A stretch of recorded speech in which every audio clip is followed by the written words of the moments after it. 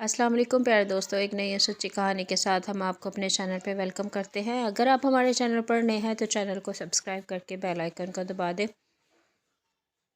Notification all पे click कर दें ताकि आपको हमारी हर स्टोरी का नोटिफिकेशन बर वक्त मिल सके। चलते हैं आज की स्टोरी की तरफ।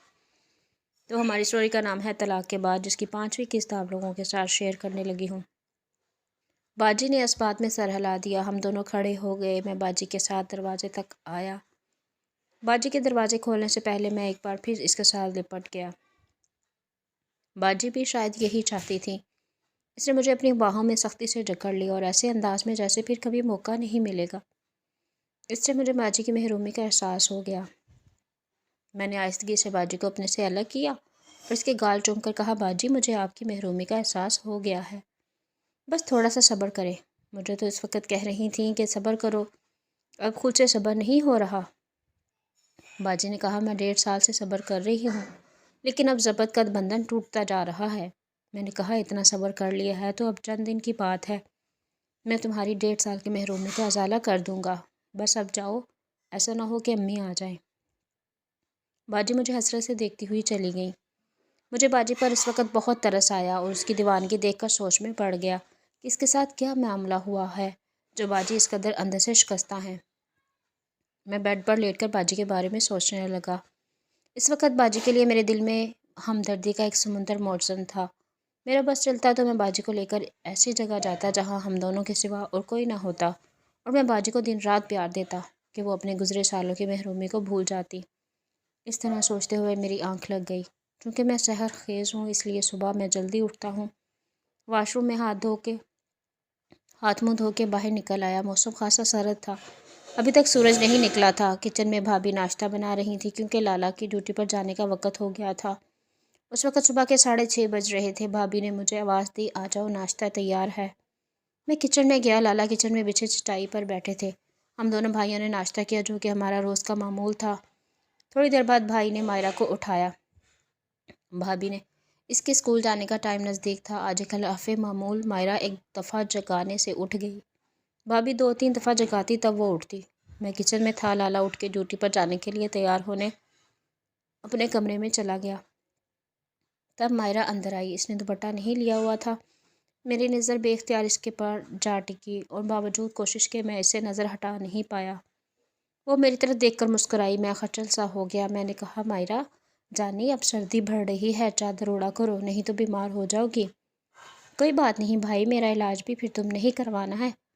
क्यों भाई भाभी? मायरा ने मेरी आंखों में आंखें डालकर मैनिखेज अंदाज में मुस्कुरा कर कहा, और जुमले के आखिर में भाभी की तरफ चेहरा मोड़ा। भाभी ने मायरा को डांट पिलाई। भाई ठीक कह रहा है, चलो नाश्ता करो।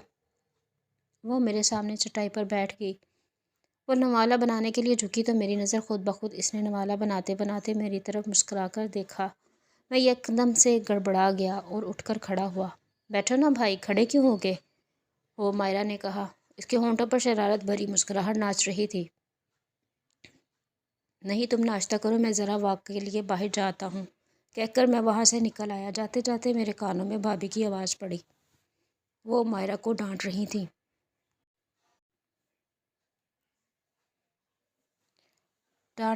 भाई के साथ कोई ऐसा ही बिहेव करता है? तुम जवान हो गई हो, भाभीियों के सामने पर्दे में रहा करो। रोज़ दुपट्टा ओढ़कर नाश्ता करती हो, आज क्या हो गया है तुम्हें? मैंने दिल ही दिल में सो भाभी को शाबाश दी कि जो काम मैंने करना था वो भाभी ने ज़्यादा अच्छे तरीके से कर दिया। मैं घर से रोज़ के मामूल की तरह खेतों की तरफ निकल गया। घंटे 1.5 के बाद घर आया, देखा तो किचन में बाजी बर्तन धो रही थी। मैं सीधा किचन में गया। बाजी ने हल्की सी स्माइल दी। मैंने पूछा, अम्मी कहाँ हैं? और ये भाभी भी नज़र नहीं आ रही। अम्मी पड़ोस में गई और भाभी के सर में दर्द है, वो आराम कर रही हैं। मैं अपने कमरे में, बाजी ने कहा। फिर पूछा, तुम कहाँ रह गए थे? मैंने देखा बाजी की आंखें सुर्ख थीं। बाजी ने बाहें खोलकर मुझे अपने सीने से लगा लिया। मैंने इसके कान के पास सरगोशी की। रात को सोई नहीं हो क्या? बेचैनी इतनी शदीद थी कि नींद नहीं आई, बाजी ने कहा। मैंने कहा, क्यों? तो बाजी ने कहा, क्योंकि रात तुमने मुझे सुलगा कर छोड़ जो दिया था। मैंने कहा, सॉरी बाजी, मजबूरी थी, नहीं तो ऐसा जुल्म मैं तुम्हारे साथ कैसे कर सकता हूँ। बाजी ने कहा, इसलिए मैं जल्दी अम्मी के साथ ही उठ गई थी कि अगर मौका मिला तो कुछ सुकून मिल जाएगा। इसलिए मैंने तुमसे पूछा कि कहाँ चला गया था। इतना अच्छा मौका हाथ आ गया था और तुम गायब थे। میں نے کہا سوری باجی، آئندہ خیال رکھوں گا۔ باجی نے کہا کھڑکی پر نظر رکھنا، ایسا نہ ہو کہ کوئی آ جائے۔ میں نے باجی کو کھڑکی کے سامنے کیا اور مضبوطی سے پکڑ کر اپنی طرف جھٹکا دے کر کھینچ لیا اور کھڑکی کے پار دیکھنے لگا۔ اس پر مضبوط جالی دار گرل لگی ہوئی ہے۔ امی کے کمرے کا دروازہ کچن کی طرف دروازے کے ساتھ ہے۔ اگر امی کے کمرے سے کوئی کچن میں آتا تو ہمیں خبر نہیں ہو سکتی تھی، لیکن ہمیں پتہ تھا کہ امی کے کمرے میں کوئی نہیں ہے۔ میرے کمرے کا دروازہ اور پرلی طرف بھابھی کا پورشن یہاں سے صاف نظر آتا ہے اور کھڑکی میں لائٹ گرین شیشہ لگا ہوا ہے، جس کی وجہ سے باہر سے کسی کو اندر کا منظر نظر نہیں آتا۔ اس موقع کو جانچتے ہوئے میں نے باجی کا پانی نکال کے ہلکی پھلکی تسلی کروا دی تھی اور کہا کہ اب چند دن کی بات ہے، میں تمہاری مکمل تسلی کروا دوں گا۔ باجی نے اس بات میں سر ہلا دیا۔ میں نے کہا باجی اب جا کر تھوڑا آرام کر لو، اور اس کو سہارا دے کر کھڑا کیا۔ باجی مجھ سے لپٹ گئیں اور پھر مڑ کر جانے کے لیے قدم اٹھایا۔ میں نے کہا باجی تم نے اپنے پانی کی بو محسوس کی؟ تو اس نے کہا ہاں۔ میں نے کہا اگر بھابھی کچن میں آئی تو اس کو محسوس نہیں ہوگی؟ باجی یہ سن کر پریشان ہو گئی اور اس طرف تو میرا دھیان ہی نہیں گیا۔ باجی واقعی میں پریشان ہو گئی۔ تب مجھے تسلی ہوئی کہ باجی لاپرواہ نہیں ہے۔ میں نے کہا باجی آپ پریشان نہ ہوں، میں جو ہوں آپ کی پریشانی دور کرنے کے لیے۔ پھر میں نے ماچس اٹھائی اور ایک کے بعد دیگر 5-6 تیلیاں جلائیں۔ بو غائب ہو گئی۔ میں نے کہا باجی آپ بھی یہ ٹوٹکا نوٹ کر لو، کسی بھی قسم کی بو مٹانے کے لیے۔ ابھی ہم یہ بات کر رہے تھے کہ بھابھی کچن کی طرف آتی دکھائی دی۔ میں نے باجی سے کہا بھابھی آ رہی ہیں، تو باجی برتن دھونے لگ گئی۔ میں اسے موڑے پر بیٹھ گیا جو باجی کے بیٹھنے سے گیلا ہو چکا تھا، اور میں شلوار کے کپڑے سے وہ جگہ صاف کرنے لگا۔ جب بھابھی اندر آئیں تو آتے ہی ناک کو سکوڑا۔ مجھے تو جیسے سانپ سونگھ گیا۔ یقیناً اس نے باجی کے نکلے ہوئے پانی کی بو محسوس کر لی تھی۔ وہ باہر سے آئیں جبکہ ہم کافی دیر سے اندر تھے۔ شاید ہلکی بو ہمیں محسوس نہیں ہو رہی تھی۔ اس وقت 10 بج رہے تھے اور تقریباً 1.5 گھنٹے سے ہم لوگ مصروف تھے۔ وہ عورت تھی اور مجھ سے زیادہ کسی دوسری لڑکی کی بو محسوس کر سکتی تھی۔ بھابھی نے کچن میں آتے ہی جس طرح ناک سکوڑی، مجھے خدشہ لاحق ہو گیا کہ شاید اس نے وہ بو محسوس کر لی تھی۔ تبھی باجی نے کہا بھابھی سر درد سے کچھ آرام آیا؟ بھابھی نے کہا کہ ہاں اب کافی بہتر ہوں۔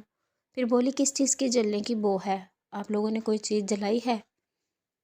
باجی نے کہا یہ آپ کا لاڈلا دیور ہے نا، ماچس کی تیلیاں جلا رہا تھا۔ بھابھی نے نفی میں سر ہلایا اور کہا نہیں کپڑے جلنے کی بو ہے۔ باجی میری طرف دیکھ کے ہلکی سی مسکرائی، جیسے کہہ رہی ہو تمہارا ٹوٹکا تو واقعی کمال کا ہے۔ میں نے جلدی سے کہا بھابھی دراصل باجی نے میرے لیے چائے گرم کی تو پتیلی کے نیچے کپڑے کا چھوٹا سا ٹکڑا چپکا ہوا تھا، اس کے جلنے کی بو نے آپ نے محسوس کی، واقعی آپ نے صحیح ہو پہچان لیے۔ باجی نے پھر سر ہلایا اور کہا ہاں مجھے بھی محسوس ہوئی، لیکن میں سمجھ نہیں پا رہی کہ کس چیز کی بو ہے، کیونکہ بھائی نے ماچس کی کچھ تیلیاں بھی جلائی ہیں۔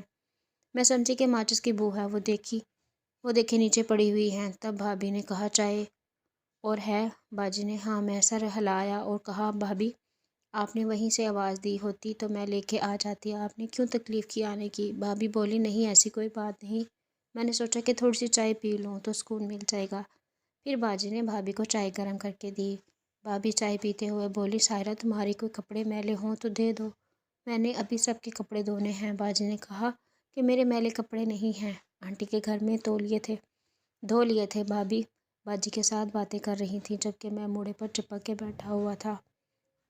میرے موڑے سے اٹھنے کا خطرہ مول نہیں لے سکتا تھا کہ کہیں بھابھی باجی کی بو نہ سونگھ لے۔ بھابھی چائے پی کر چلی گئیں، تب میری جان میں جان آئی۔ میں نے اٹھ کر موڑے کی سیٹ کو دیکھا تو صرف گیلا تھا، سارا پانی میری شلوار نے جذب کر لیا تھا۔ میں نے شلوار کے سوکھے جگہ سے موڑے کو خشک کیا، میری شلوار کافی گیلی ہو گئی تھی۔ یہ تو غنیمت تھا کہ قمیض کے دامن کے نیچے گیلی جگہ چھپ گئی تھی۔ یہ اچھا ہوا کہ باجی کو میں نے موڑے پر بٹھا دیا تھا، نہیں تو باجی کی شلوار شاید نیچے گھٹنوں تک گیلی ہو جاتی، اور پھر اس کے بعد میں نے سوچنا ہی چھوڑ دیا۔ اس دوران باجی میرے قریب آ گئیں۔ باجی نے میرے کان کے قریب سرگوشی کی، یو آر گریٹ، اور میں نے کہا باجی ایسا نہ ہو کہ بھابھی پھر نہ آ جائے، میں جا کے غسل کرتا ہوں، آپ کچن کا کام ختم کر لیں، رات کو پھر ملیں گے، اور آہستگی سے باجی سے الگ ہو گیا۔ باجی نے اس بات میں سر ہلا دیا اور میں وہاں سے نکل کے اپنے کمرے میں آیا۔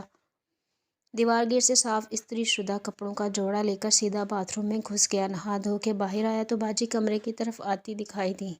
जब बाजी मेरे करीब आई मैंने कहा, बाजी मैंने तो कपड़े चेंज कर लिए हैं और अभी आप भी बदलोगी तो भाभी को तो कपड़े धो रही हैं, वो तो कहेंगी ये जो कपड़े उतारे वो दे दो, मैं धो लूँ, फिर तो इसको पता लग जाएगा कि हमने कौन सा खेल खेला है। बाजी ने मेरी बात सुनी तो थोड़ी घबरा गई।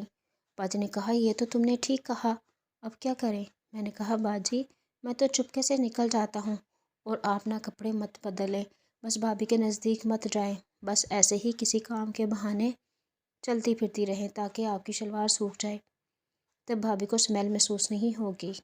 ये सुनकर बाजी के होंठों पर गहरी मुस्कुराहट बिखर गई। मैं चूँकि दरवाजे के करीब खड़ा था इसलिए बाजी मुझे धकेलती हुई कमरे के अंदर ले आई और मुझे कहा, तुम बहुत ज़हीन हो, तुमने मेरी सारी परेशानी दूर कर दी, नहीं तो जब तुमने ये बात की तो मेरा तो इस तरफ ध्यान ही नहीं गया। और कहा कि ज़बरदस्ती एडवाइस दी है। मैंने कहा, बाजी आपकी महरूमी का अजाला करने के लिए इन छोटी छोटी बातों का ख्याल रखना ज़रूरी है, और घर से बाहर निकलकर बाजार चला गया। वहाँ मेरी नज़र गारमेंट्स की दुकान पर पड़ी। मैंने सोचा बाजी के लिए कुछ ले लूँ।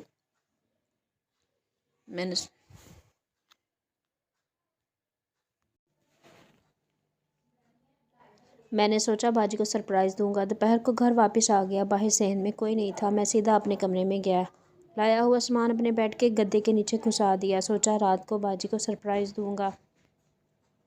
फिर मैं अम्मी के कमरे में गया। सब वहाँ जमा थे। हस्बे मामूल सब ने मिलकर खाना खाया। इसके बाद मैं अपने कमरे में आकर सो गया। रात को मेरे कमरे में लूडो की बाजी जमी, लेकिन इस रात देर तक हम चारों गेम खेलते रहे। भाभी और मायरा जाने का नाम ही नहीं ले रही थी। जब भाभी और मायरा का दिल खेल से भर गया, उस वक्त 12:30 बज चुके थे। जब वो जाने लगी, खिलाफ़े तवक्का बाजी भी इनके साथ ही चलने लगी। मैंने कहा, बाजी मेरे साथ और नहीं खेलना। बाजी ने कहा, नहीं, मेरी तबीयत ठीक नहीं, कल से खेल के तुम्हारे साथ खेलूंगी। बात करते करते हुए बाजी आंख का गोशा दबाया और इनके साथ कमरे से निकल गई। मैं हक्का बक्का रह गया कि बाजी ने ऐसा क्यों किया। मैंने सोचा शायद बाजी मुझसे किसी बात पर नाराज़ हो गई है। मेरा दिल जैसे किसी ने मुट्ठी में जकड़ लिया। मुझे किसी पल चैन नहीं मिल रहा था। मैं बेड पर लेट गया। इसके सिवा मैं और कर भी क्या सकता था। नींद आंखों से कोसों दूर थी।